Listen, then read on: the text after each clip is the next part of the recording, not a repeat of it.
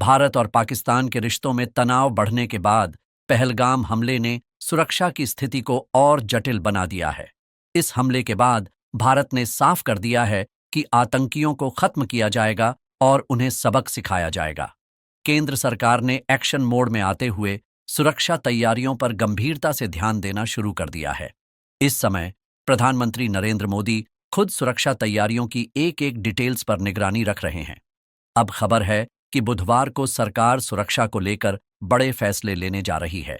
इस दिन 4 बड़ी बैठकें होने वाली हैं, जिनमें अहम चर्चा की जाएगी और कई बड़े फैसले लिए जा सकते हैं।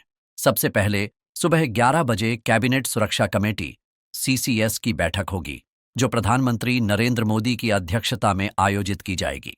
इस बैठक में सुरक्षा तैयारियों और पहलगाम हमले के बाद की स्थिति पर गहन चर्चा हो सकती है। यह बैठक पहलगाम हमले के बाद दूसरी बार बुलाई जा रही है और इसके बाद प्रधानमंत्री की अध्यक्षता में cabinet committee on political affairs (CCPA) की महत्वपूर्ण बैठक होगी। इस बैठक में प्रधानमंत्री मोदी, रक्षा मंत्री राजनाथ सिंह, गृह मंत्री अमित शाह और वित्त मंत्री निर्मला सीतारमण सहित कई बड़े नेता शामिल होंगे।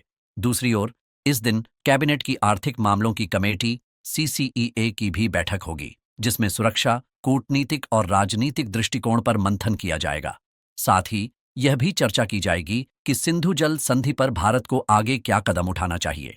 इन बैठकों से पहले रक्षा मंत्री राजनाथ सिंह ने प्रधानमंत्री मोदी से मुलाकात की थी और उन्हें पहलगाम हमले पर विस्तार से जानकारी दी थी। उन्होंने पहले आर्मी चीफ से भी इस हमले के बारे में अपडेट लिया था और फिर पीएम आवास जाकर इस मामले की स्थिति पर चर्चा की थी।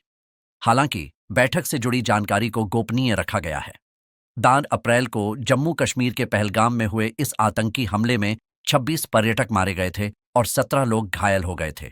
इस हमले में आतंकी बैसारण घाटी के जंगल से आकर पर्यटकों पर हमला करने के बाद फरार हो गए थे। उसके बाद से जम्मू कश्मीर के जंगलों में सुरक्षा बलों ने बड़ा ऑपरेशन शुरू कर दिया है। हेलीकॉप्टर और ड्रोन से लगातार निगरानी की जा रही है। एनआईए इस हमले की जांच कर रही है और अब तक 25 लोगों के बयान दर्ज किए जा चुके हैं, जिनमें पीड़ित और चश्मदीद भी शामिल हैं। सूत्रों के अनुसार बैसारण घाटी में 2 आतंकी एंट्री गेट से आए थे, जबकि एक आतंकी एग्जिट गेट से बाहर गया। पहलगाम में कुल 3 आतंकियों ने इस कत्लेआम को अंजाम दिया था। क्या सरकार इस हमले के बाद पाकिस्तान के खिलाफ सख्त कदम उठाएगी? क्या सुरक्षा के मोर्चे पर सरकार बड़े फैसले ले पाएगी? यह सवाल अब हर भारतीय के मन में है।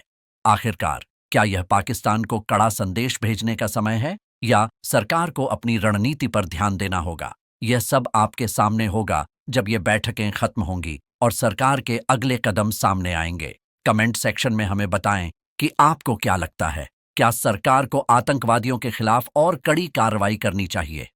वीडियो पसंद आया हो तो चैनल को सब्सक्राइब करें और इस वीडियो को अपने दोस्तों के साथ शेयर करें। जय हिंद, वंदे मातरम।